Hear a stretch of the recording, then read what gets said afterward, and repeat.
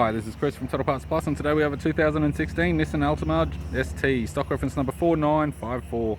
This shape runs from the 11th month 2013 through to the 12th month 2017. It has a QR25 2.5 litre 4-cylinder petrol engine backed by an automatic front-wheel drive transmission.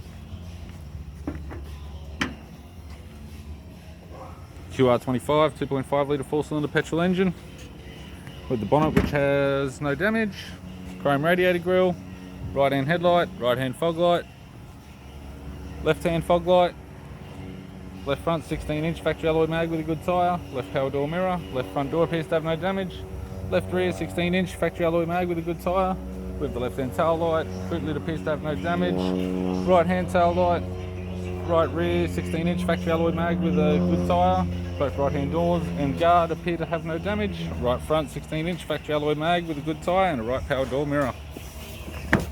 With the driver's side door trim, power window master switch.